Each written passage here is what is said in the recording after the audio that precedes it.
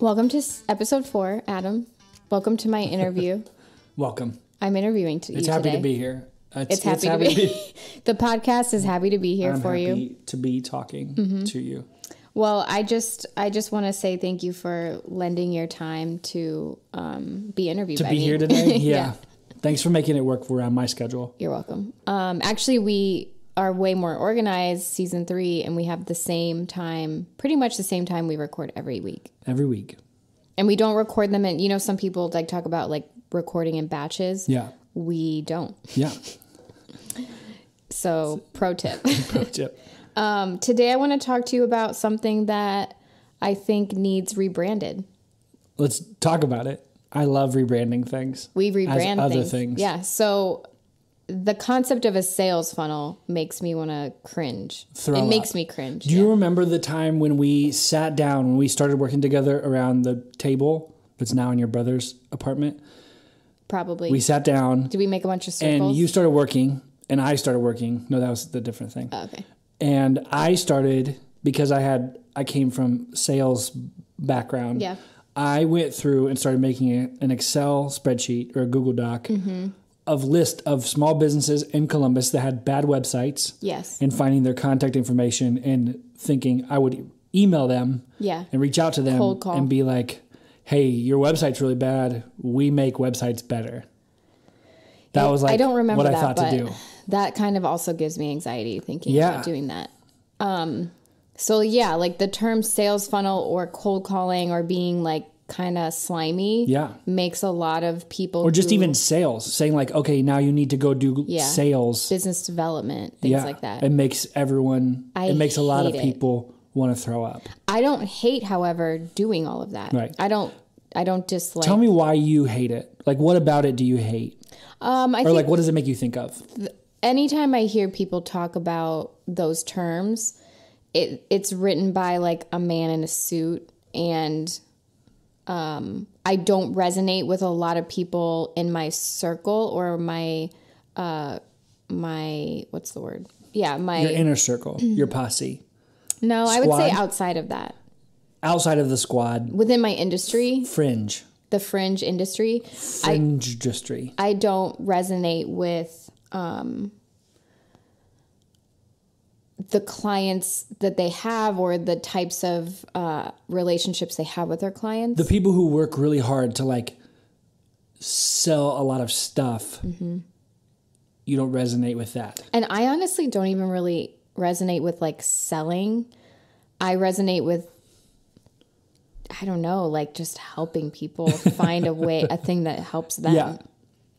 Like you resonate with people showing up and buying things, but not like... And I understand that's not everyone's story. And I understand that some people face times in their business where they have to kind of go seek or cold call. Yeah. We've not really had to. So maybe this podcast also will help people think through getting out of that cycle. Yeah. And I don't necessarily think you and I have solid answers, but we don't. But you're the type of person who, and if you're listening to this, like this is kind of... We talked about talking about sales funnels today. Yeah. So we had discussed that could be a thing that we talked about. And the thing you just don't like, if I told you could paint the building a certain color and we would have like 7% more revenue next year, you wouldn't do that. You would rather paint the building the color you wanted to paint it. Yeah.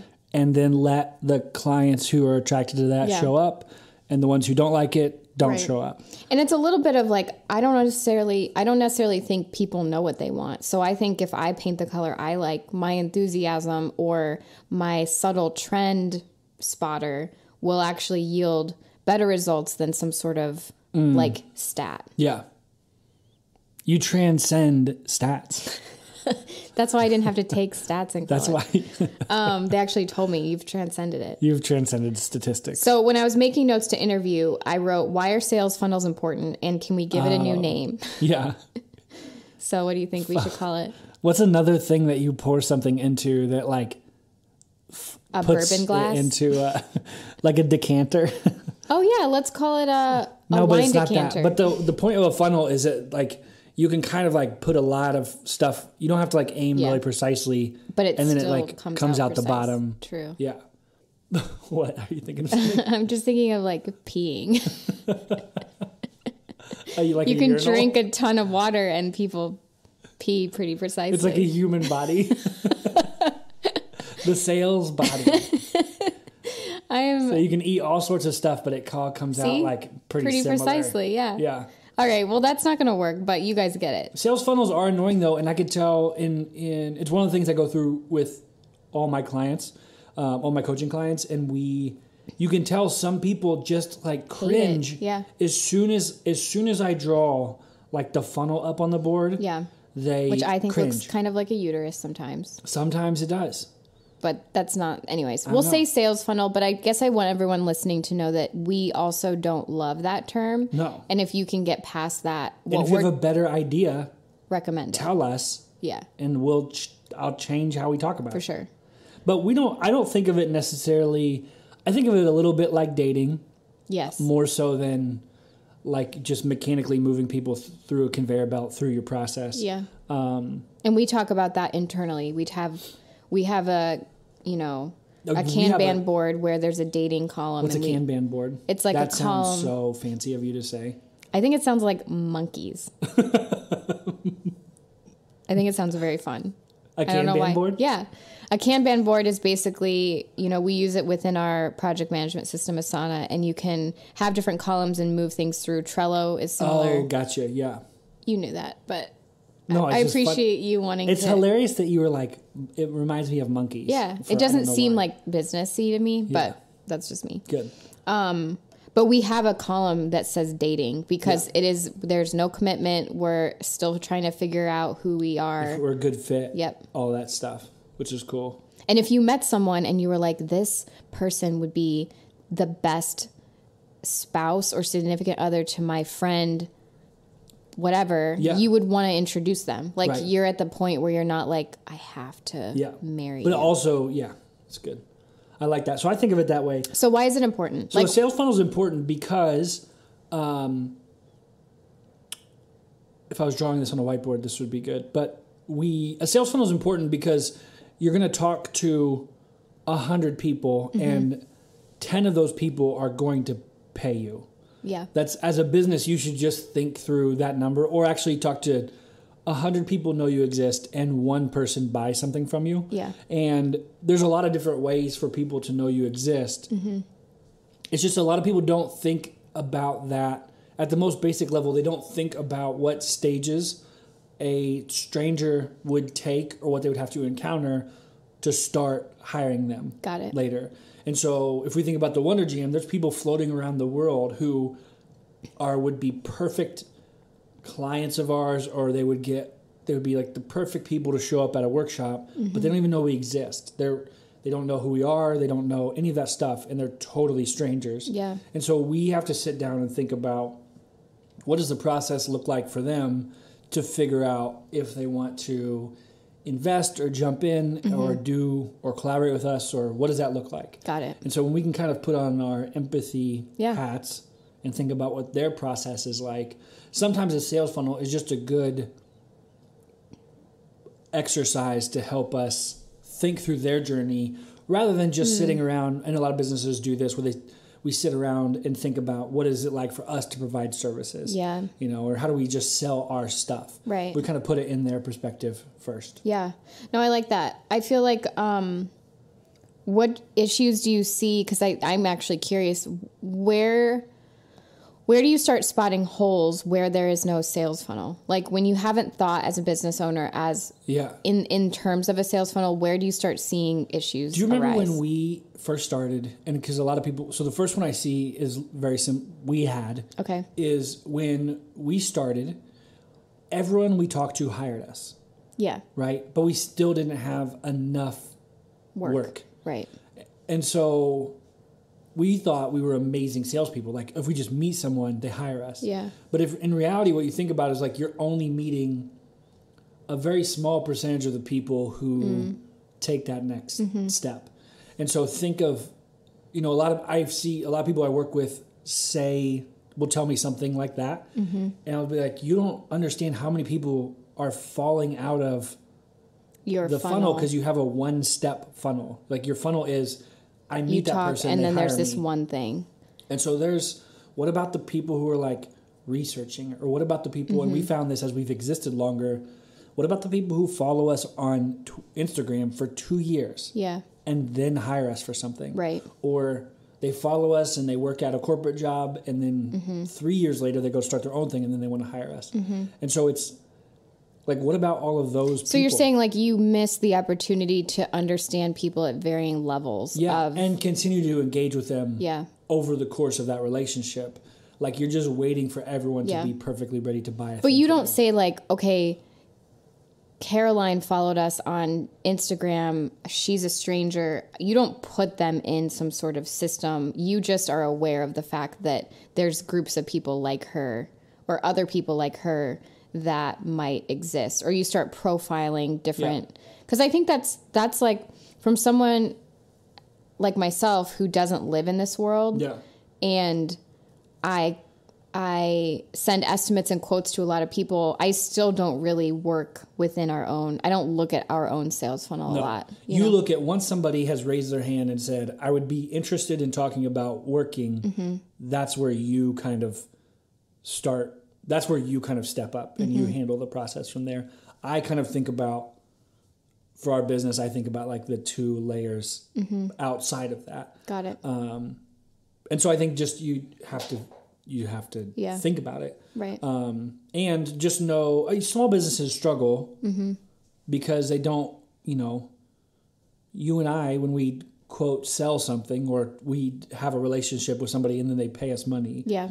We often, someone on our team or us has to also do that work. Yeah. And so a lot of small businesses, like one person businesses or freelancers, you're like, okay, I just sold all this stuff. I did a really good job of marketing and sales, and now I have to produce. Yeah. So what's an example of a funnel? Like you could share abbreviated. So the one I use, like my starting go-to,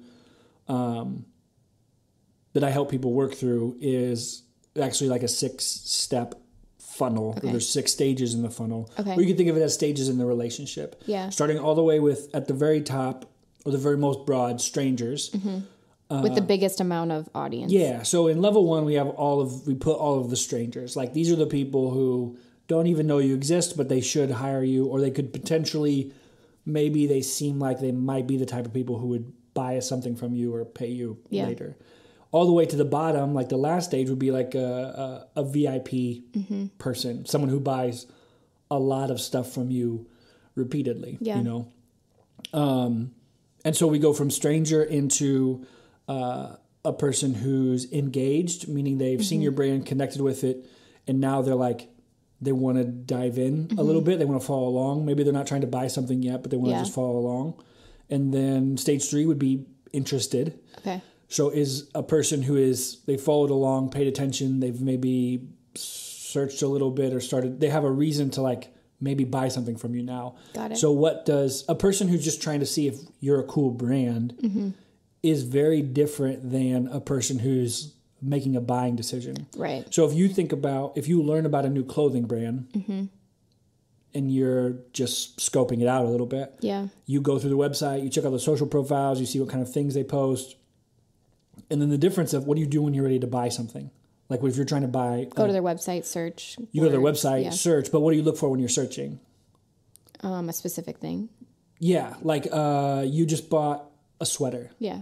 Right? So how do you do homework when you're like, I'm going to buy a sweater now? I search by color, or I like do a keyword, or and you look at categories. Reviews. Yeah. You see like, oh, the model's 6'1", but I'm not 6'1". So right. Like, you start doing a little bit of research. So the questions a person asks who's a stranger is very different than the person who's just into your brand. Yeah. And is very different than a person who's looking to buy, about to buy something. Yeah. And so I think as a small business, one of the easy things that you can do on your website or on your social profiles is think about at any given day or any given point, you're going to have each of those 3 different types of people looking through stuff. So make sure you have answers to those people's questions, And that's where that empathy comes out. It's like you're not thinking of just about what you're offering, but you're thinking about what they're...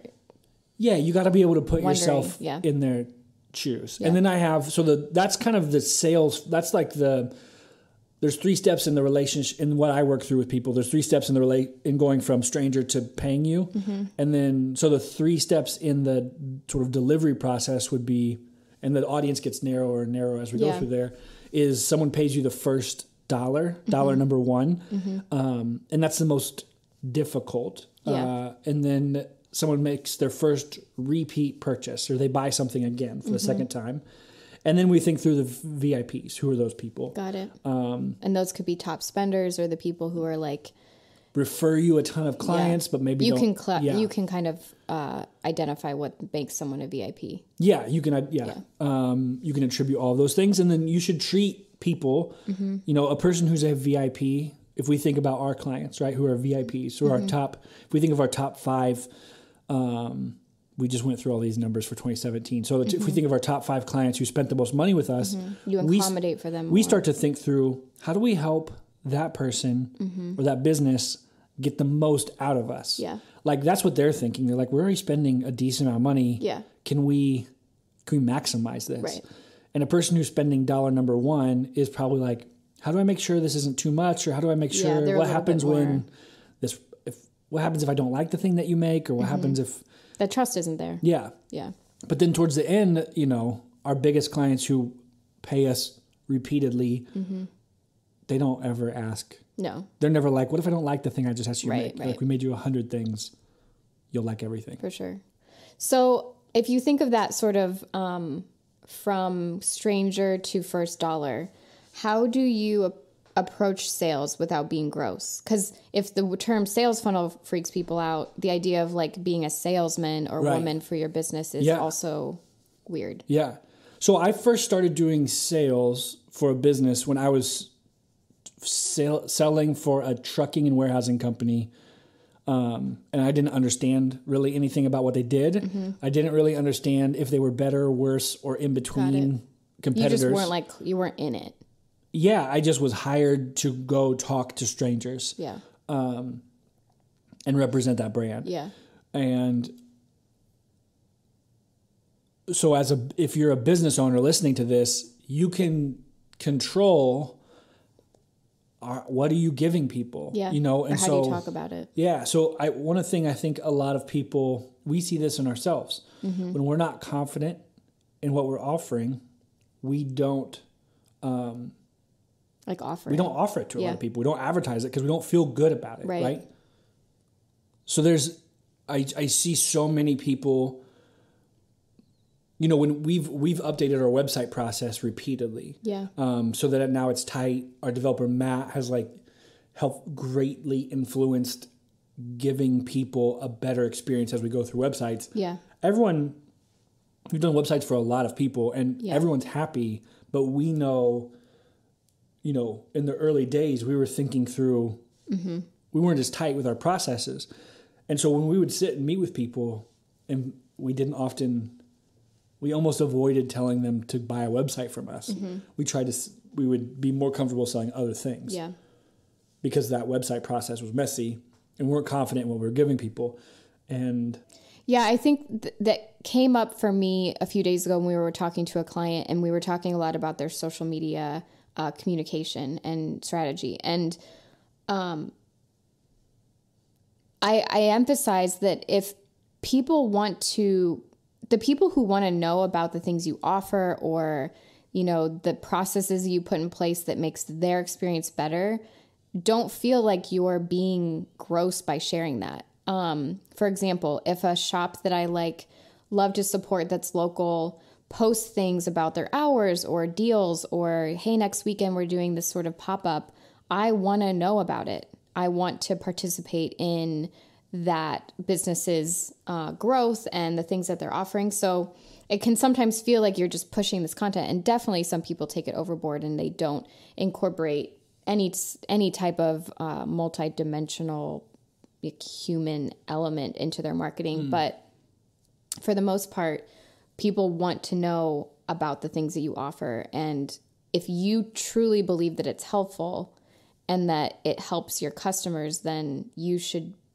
not feel gross. If you do feel gross, or you feel like you're taking advantage of people, then that's like a bigger that's a bigger issue. Yeah. You know, it's not just about your sales funnel or your sales approach. So I just think that that's important to remember.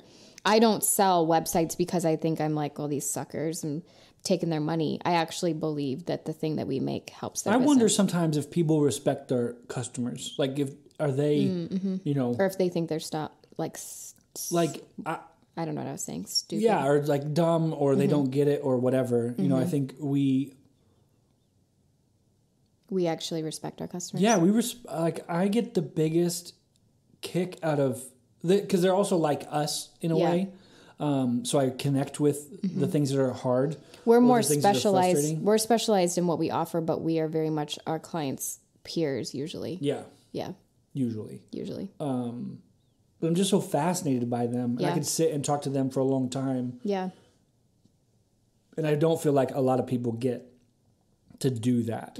Like they start a business and they're not interested in their people or their customers. It's more of like, oh, I just need to sell this thing. Yeah. I mean, it's way different to sell it to. That's way different when you have a restaurant or a brick and mortar shop where anyone can come in. We very much can treat our dating section differently, you know. So what would you tell someone to do if they don't have many like offers or tiers within their funnel? Like you talked about that first dollar. What if it's really difficult to get a repeat? What if it's most people who listen to this podcast have younger businesses, I would say. And so the thing that's always important, you know, everybody's sales funnel, whether you're Nike or Apple or whatever, us, or you're a freelance photographer who's just getting started, the goal isn't to like go into a cave and construct the perfect sales funnel and then just emerge one day and be like, oh, I have 100,000 people. And it takes time. Some people, you know, you know, we have a client that's a group of friends who started a business. And we talk about this. I've been working through the sales funnel with them, their own sales funnel. And one of the people in that group buys things very slowly and does a ton of research. And the other one just sees a Facebook ad and buys higher priced items and just goes through the clicks on her phone and just is done. For sure. They don't research, they don't whatever. And so just understanding whatever thing you're growing, there's going to be people who are paying attention to you who are going to hire you 2 years later. And so the goal really isn't to just like have the perfect sales funnel today. The goal is just to figure out what you have and then expand and move it out and make it easier for people to go from one stage to the next, or easier to get in front of more people or something like that. But it is beneficial for someone to think through, can there be a lower price item that I can place ahead of this bigger investment? So if I'm a photographer and I'm just getting started and all I offer are $3,000 wedding packages, it does benefit me probably to implement some smaller priced packages to get people from interested to a customer. Yeah. And so I always think there's a number of exercises that we work through just to help people get to wherever. What exercises are you talking about? So the first with your coaching? Yeah. So one of the exercises I always have people do is take whatever they offer and come up with a cheaper thing that still makes an impact or is still good for their clients. And then also come up with a way more expensive high-end thing. So if you can almost always think of, I'll take my coaching, for example. Like right now it's at $1,000 for a coaching package with me. Yeah. And I'm working on developing, can I do something that is $2,500 and then something else that is $400 or $500? Got it. And get rid of the $1,000 option. Why does that matter? Why couldn't you just leave it? Well, I could leave it. I could have like 3 different options. I'm just one person, so having 85 different options is annoying. Yeah. Got it. But could I do maybe like a group coaching thing with a group of 3 people, and then something else that's like way more involved and more intense? Yeah. And what would that look like? And is that actually a package that anybody I know today would buy or want or would be better for them than what you currently have? $1,000? Yeah. That's interesting.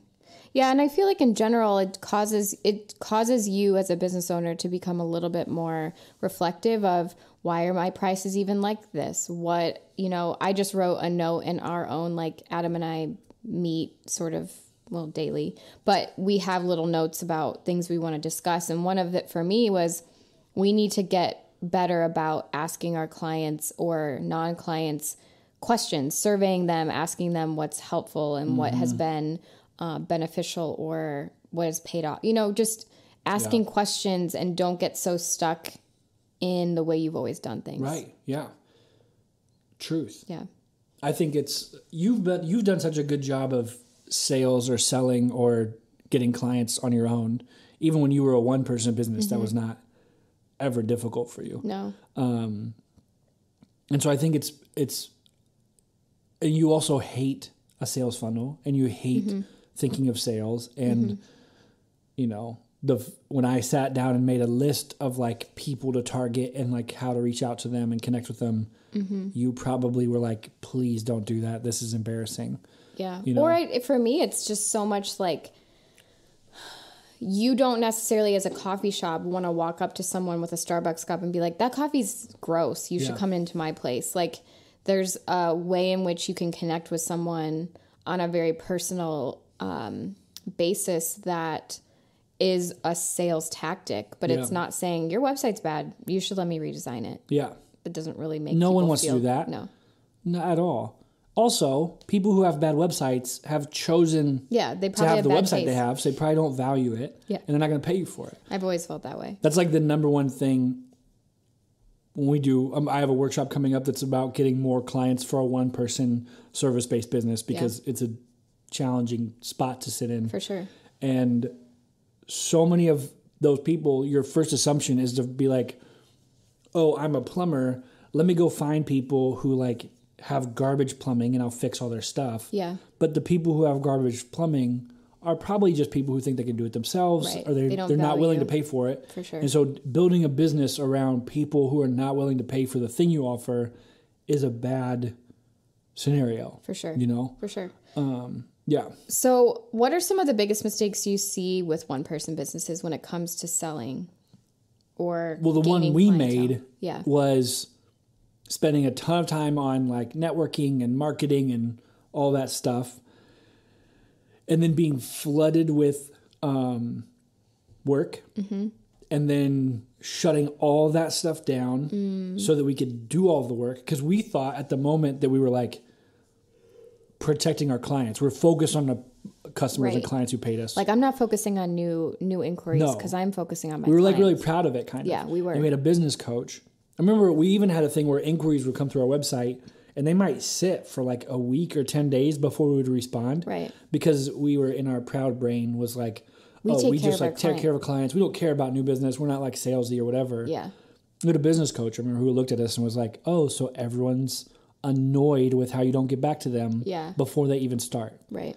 I was like, oh, That's this not isn't good. Even if you can't start for a while, Yeah. that immediacy and prioritization of new clients is important. Yeah. And then I also think that rather than doing like a heroic month of marketing and networking and then being flooded with way too much work, we would have been better served. And ultimately the place that we ended up getting to was, can we just have like a simple, repeatable, human process where we're getting in front of enough people, but not like everybody in the world. Like, can you maintain this? Yeah. Is it like sustainable? maintainable? And can we do it?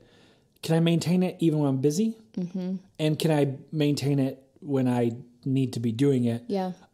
Because the hard thing about being a one-person business is that you have to do all the work. Yeah. Also. Yeah. You can't just be a salesperson. You have to go. Right. You got to do it. And that kind of reminds me, even when you were talking about it before, there's something so powerful about owning the business and also being your business development person. Like, you are going to be the most passionate, the most knowledgeable. You can make promises that you hopefully can keep, but you don't have to worry about checking in with the production team. And so, I mean, now that we have a larger team and we're growing, I still can make that call for our team, but you bring in an outsider and there's a lot of training that has to take place. There's a lot more overhead when you get to that point. And